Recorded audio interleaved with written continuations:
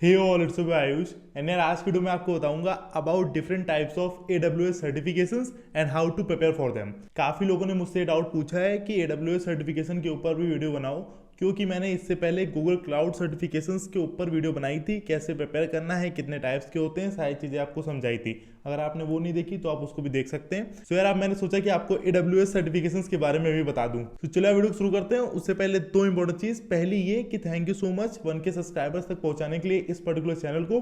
Please इसको subscribe कर लेना और इस वीडियो को भी लाइक कर देना अगर वैल्यू आपको प्रोवाइड हो तो। एंड सेकंड मोस्ट इंपॉर्टेंट चीज, इस पर्टिकुलर चैनल का भी टेलीग्राम ग्रुप है, उसकी लिंक डिस्क्रिप्शन में, उसे भी आप ज्वाइन कर सकते हैं। यार एक मोस्ट इंपॉर्टेंट चीज, फुल स्टैक डेवलपमेंट के बैचेस शुरू हो गए हैं जनवरी मंथ के न्यूटन स्कूल की वेबसाइट पे, उन्हें आप चेकआउट कर सकते हैं। ठीक है, Newton school January batch is launching soon, click the link the description and kindly register if you want to become a rockstar developer. Best part is, ये सबसे मोस्ट इंपॉर्टेंट पार्ट है, इसको ध्यान समझिए, फीस आपको जॉब लगने के बाद ही देनी है। मतलब तब तक कोई फीस नहीं देनी जब तक आपकी मिनिमम गारंटी CTC और 5 लाख की जॉब ना लग जाए। तो आपको फीस तभी देनी है न्यूटन स्कूल को अगर आपकी जॉब 5 लाख की लगे तो। अगर 5 लाख की जॉब ना लगे तो आपको 1 भी रुपए नहीं देना होता है। ठीक है, तो यार इस पर्टिकुलर फील्ड में न्यूटन स्कूल का काफी नाम है, वो काफी कॉन्फिडेंट है अपने इस प्रपोजल को लेकर। ठीक है, तो आप प्लीज उस पर्टिकुलर कोर्स को देख सकते हैं, अगर आपको पसंद है तो आप उसमें एनरोल कर सकते हैं, लिंक उसके डिस्क्रिप्शन में है। तो चलिए फिर आज की वीडियो के साथ शुरू करते हैं। सो यार ये AWS सर्टिफिकेशन की वेबसाइट है, इसकी लिंक मैं डिस्क्रिप्शन बॉक्स में दे दूंगा। स्टार्टिंग में मैं आपको पहले सारी बेसिक चीजें समझा देता हूँ, उसके बाद अपना पॉइंट बताता हूँ। ठीक है, तो ये AWS सर्टिफिकेशन का पेज है, इसमें नीचे आना, कितने तरह के सर्टिफिकेशन होते हैं आपको यहाँ से पता चल जाएगा। ठीक है, सबसे पहले यार फाउंडेशन वाला होता है, जिसकी तैयारी मैंने करी थी। मेरा कुछ स्ट्रक्चर ऐसे रहा है कि सबसे पहले मैंने AWS पढ़ना शुरू किया था। ठीक है, तो AWS पहले मैंने पढ़ा, उसमें मैंने ये पर्टिकुलर सर्टिफिकेशन के लिए तैयारी करी थी, तब मैंने AWS को सीखा था। उसके बाद मैंने गूगल क्लाउड में, मतलब मैं गूगल क्लाउड में आ गया था, उसके बाद मैंने गूगल क्लाउड पढ़ना शुरू किया था। ठीक है, बट स्टार्टिंग मैंने AWS के साथ ही करी थी। तो सबसे पहला जो होता है वो होता है AWS का क्लाउड प्रैक्टिशनर, वो फाउंडेशन लेवल का होता है। ठीक है, और ऐसा कुछ नहीं है कि आपको फाउंडेशन से ही करना पड़ेगा सर्टिफिकेशन को, आप अपने हिसाब से भी देख सकते हैं। मैं आपको सारी चीजें समझाता हूँ। ठीक है, तो फाउंडेशन के लिए जो बेसिक चीज ये लोग रिकमेंड करते हैं वो ये है कि 6 months of fundamental AWS cloud and industry knowledge. मतलब ये लोग कहते हैं कि आपके पास 6 मंथ का नॉलेज हो पहले से AWS क्लाउड का, तब आप इस पर्टिकुलर सर्टिफिकेशन को निकालने के लिए पेपर दे सकते हैं। ठीक है, ये बेसिक चीज ये रिकमेंड करते हैं आपको। बट एक इंपॉर्टेंट चीज ये है कि आप इससे पढ़ के भी AWS के बारे में सीख सकते हैं। ये फाउंडेशन लेवल होती है और इसमें आपको मेनली सारी सर्विसेज के बारे में बताते हैं और एक तरह से एक सेल्स पर्सन बनाते हैं। सेल्स पर्सन कैसे कि मतलब ऐसे मानो कि आपको सारी सर्विसेज के बारे में क्या होता है ये पता होता है। सिर्फ अभी आपने आपका कोई डोमेन नहीं चूज किया है कि अगर आपको सिक्योरिटी में जाना है कि डेटाबेस में जाना है, क्या करना है ये आपको नहीं पता। अभी सिर्फ आपको सारी सर्विसेज के बारे में पता है AWS की, इसमें आपको इसकी नॉलेज मिलती है। और पेपर ये आपको रिकमेंड करते हैं कि आप 6 मंथ बाद दें, बट आप इससे पढ़ के भी कैसे पढ़ना है अभी मैं आपको बताता हूं, उसके बाद भी पेपर के लिए अप्लाई कर सकते हैं। ठीक है, तो पहला होता है फाउंडेशन लेवल, सेकंड होता है आपका एसोसिएट लेवल, और एसोसिएट लेवल से आपका डोमेन फिक्स होने लगता है कि किस पर्टिकुलर डोमेन में आप जाना चाहते हैं। ठीक है, इसमें 3 होते हैं, एक होता है आर्किटेक्ट, दूसरा होता है ऑपरेशंस और तीसरा होता है डेवलपर। ठीक है, सो आर्किटेक्ट का काम क्या होता है? आर्किटेक्ट मेनली इंफ्रास्ट्रक्चर पार्ट पे ज्यादा फोकस करता है। ठीक है, जिसको इंफ्रास्ट्रक्चर में ज्यादा इंटरेस्ट होता है वो आर्किटेक्ट वाले सर्टिफिकेशन की तरफ जाता है एसोसिएट लेवल में। और इन तीनों सर्टिफिकेशन का एसोसिएट लेवल का 60 से 70% जो कंटेंट होता है, मतलब जो पेपर के कॉन्सेप्ट होते हैं, जो टॉपिक्स होते हैं, वो बेसिकली सेम होते हैं 60 से 70% का। ठीक है, इसीलिए ये तीनों एसोसिएट लेवल में आते हैं। और रिकमेंड आपको ये किया जाता है कि इसमें 1 ईयर ऑफ एक्सपीरियंस होना चाहिए solving problems and implementing solutions using the AWS cloud. तब आप इन तीनों सर्टिफिकेशन में किसी एक सर्टिफिकेशन का पेपर दे सकते हैं। अगर आप चाहें तो तीनों का दे सकते हैं, बट आदमी बेसिकली एक का ही देता है, कोई एक पर्टिकुलर डोमेन चूज करके उसका ही सर्टिफिकेशन देता है, उसी के सर्टिफिकेशन के लिए अप्लाई करता है। ठीक है, और इन तीनों सर्टिफिकेशन में प्रोग्रामिंग ज्यादा रिक्वायर्ड नहीं होती है। ठीक है, और क्वेश्चन कैसे आते हैं? क्वेश्चन आते हैं MCQ के और सिनेरियो बेस्ड। सिनेरियो बेस्ड आपने काफी बार देखा होगा अगर आप कोई भी सैंपल पेपर देंगे, क्योंकि यार अगर हम लोग किसी भी सर्टिफिकेशन का मेन पेपर देने जाते हैं उससे पहले ये लोग हम लोगों से सैंपल पेपर करवा लेते हैं। मतलब सैंपल पेपर इनकी साइड पे गिवन होते हैं, ये रिकमेंडेड होता है कि आप वो सारे पेपर को देकर ही मेन पेपर देने जाएं। और जैसे ही आप सैंपल पेपर देंगे तो आपको सीधा उसमें सिनेरियो बेस्ड क्वेश्चंस और MCQ ही दिखेंगे। ठीक है, एसोसिएट लेवल में आपको MCQ जो होते हैं उनमें ज्यादातर एक ही आंसर होता है, मतलब बाकी के जो 3 ऑप्शन होते हैं वो गलत ही होते हैं। ठीक है, बाकी अगर प्रोफेशनल लेवल से इसको कंपेयर करें तो प्रोफेशनल लेवल में जो MCQ होते हैं उसमें 2 आंसर सही होते हैं, 2 से ज्यादा आंसर भी सही हो सकते हैं, बट 2 आंसर ज्यादातर सही होते हैं। ठीक है, तो ये एक मेन डिफरेंस होता है। बाकी इसमें कुछ आपको रियल प्रॉब्लम सॉल्व नहीं किया जाता है, कुछ भी आपका इंप्लीमेंटेशन नहीं होता है, अभी भी ज्यादातर थ्योरी ही चल रही होती है, बट थोड़ा सिनेरियो बेस्ड हो जाता है, थोड़ा आपका दिमाग खुलने लगता है, थोड़ा आप चीजों को इमेजिन करके समझने लगते हैं। ठीक है, सो ये बात हो गई एसोसिएट लेवल की इन तीनों सर्टिफिकेशन के बारे में। सो अब बात करते हैं प्रोफेशनल लेवल की। प्रोफेशनल लेवल के लिए ये रिकमेंडेड होता है कि आपके पास 2 साल का एक्सपीरियंस होना चाहिए। ठीक है, और ये थोड़ा ट्रिकी होता है, ये इतना सिंपल नहीं होता है। एसोसिएट लेवल तक आपको इतना कुछ समझ में नहीं आएगा, इतना कुछ टफ नहीं लगेगा, बट प्रोफेशनल लेवल काफी टफ हो जाता है यार। ठीक है, और ऐसे होता है कि जैसे मानो पहले ये वाला, उसके बाद अगर किसी ने सॉल्यूशन आर्किटेक्ट को चूज किया एसोसिएट लेवल में, उसके बाद वो प्रोफेशनल में सॉल्यूशन आर्किटेक्ट को चूज करता है। ठीक है, और बाकी अगर किसी ने डेवलपर किया तो फिर वो इसको चूज करता है, और अगर किसी ने सिसऑप्स किया तो वो इसको चूज करता है। ठीक है, ऐसे चलता है पैटर्न, आपको डोमेन अपना पकड़ना होता है, उस हिसाब से आप सर्टिफिकेशन को करते हुए चलते हैं। ठीक है, मैं अभी अपनी राय भी दूंगा, अभी मैं आपको बेसिक चीजें समझा रहा हूँ। ठीक है यार, तो प्रोफेशनल लेवल में पहली बात हो गई कि थोड़ा ट्रिकी होते हैं, और एमसीक्यू बेस्ड जो क्वेश्चंस आते हैं उनमें 2 से ज्यादा आंसर सही होते हैं, 2 आंसर सही होते हैं, ज्यादा 3 भी हो सकते हैं सही। ठीक है, और तीसरा important point, you have to prepare a scenario, आपको सिनेरियो प्रिपेयर करने के भी क्वेश्चंस आते हैं इसमें। ठीक है, इसलिए थोड़ा ट्रिकी हो जाता है, क्योंकि अगर कोई सिनेरियो आपको पहले से गिवन होता है तो उसको सोच के सही चीज को बताना इतना डिफिकल्ट नहीं होता है, बट अगर आपको खुद से प्रिपेयर करना आता है तो वो मुश्किल हो जाता है। ठीक है, क्योंकि क्या होता है कि अगर मैंने एक इंटरव्यू देखा था कल AWS वाला, मतलब AWS का कोई बंदा था, उसका इंटरव्यू था, तो सर ने ये बताया था कि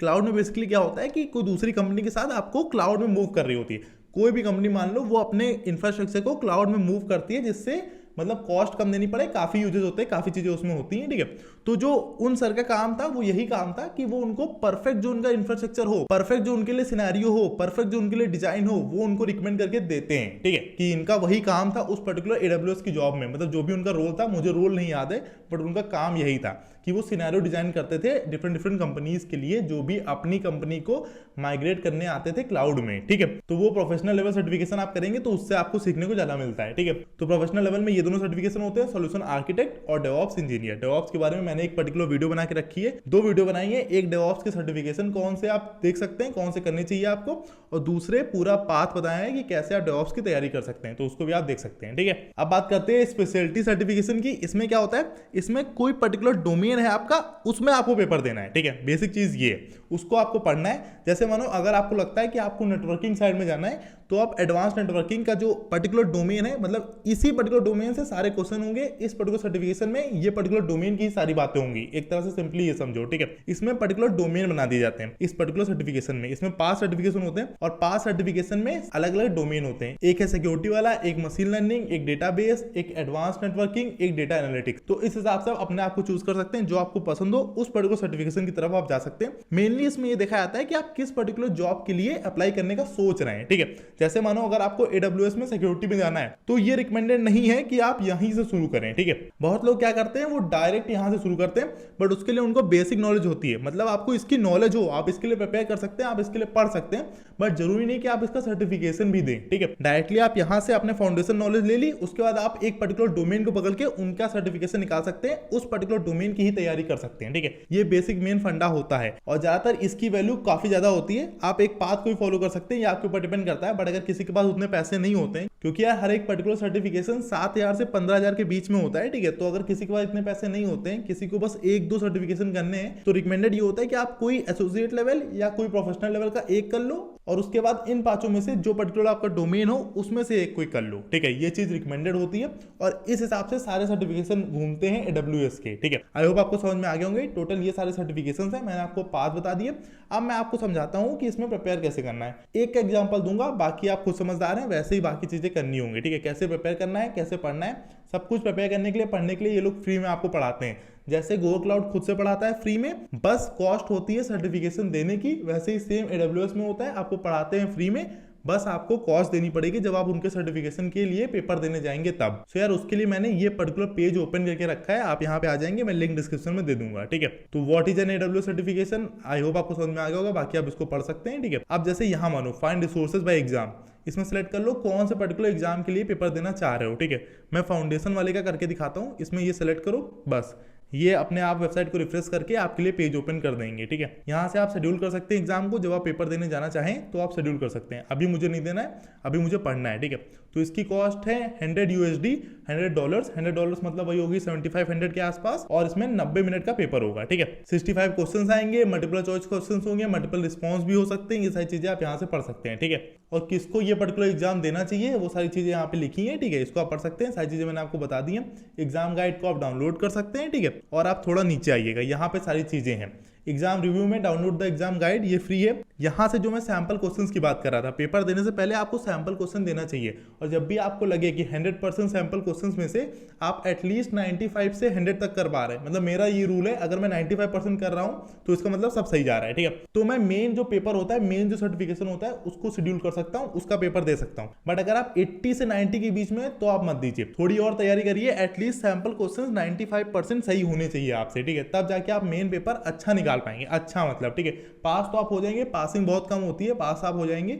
बट आप अगर अच्छे से सर्टिफिकेशन को निकालना चाहते हैं तो ये रिकमेंडेड होता है कि एटलीस्ट 95% सैंपल क्वेश्चंस हो जाने चाहिए, और पेपर देने से पहले ये सारे करके जाना। ठीक है, और इनका जो प्रैक्टिस सेट है ये एब्सोल्युटली फ्री है, इसको आप पढ़ सकते हैं, ये भी आपको यहाँ से मिल जाएगा। अब ये ट्रेनिंग है, training build by AWS experts. ठीक है, उससे पहले एक इम्पोर्टेंट चीज और, कि कोई भी सर्टिफिकेशन होता है क्लाउड का, AWS का हो या गूगल का हो, गूगल क्लाउड का हो या एजोर का हो, उसमें क्या होता है कि एक पर्टिकुलर टाइम के लिए ही ये वैलिड होता है। जैसे मानो, जैसे आप सर्टिफिकेशन को निकालेंगे तो उस पर्टिकुलर सर्टिफिकेशन की एक वैलिडिटी होती है। जैसे मानो आपने ये फाउंडेशन लेवल का सर्टिफिकेशन निकाल लिया मेन पेपर दे के, ठीक है, उसके बाद वो पर्टिकुलर सर्टिफिकेशन सिर्फ 2 साल के लिए वैलिड होता है। ठीक है, ऐसे 2-3 साल के लिए होता है, चेंज हुआ तो मुझे नहीं पता, बट अभी 2 साल के लिए होता था। ठीक है, तो ऐसे हर एक पर्टिकुलर सर्टिफिकेशन का आपको फिर से पेपर देना पड़ता है। ऐसा नहीं आपने एक बार निकाल लिया तो जिंदगी भर रहेगा आपके पास, आपको हमेशा फिर से पेपर देना पड़ता है जब वो पर्टिकुलर सर्टिफिकेशन आपका एक्सपायर हो जाएगा तब। तो ये रिकमेंड किया जाता है, जैसे मैं अभी 3rd या 4th ईयर में हूं, तो अगर मैं अब पेपर दूंगा तो ये बेटर है। इससे क्या होगा कि जब मैं जॉब करने लगूंगा या जब मैं जॉब के लिए अप्लाई कर रहा हूँ तब मेरे पास वो सर्टिफिकेशन वैलिड होंगे।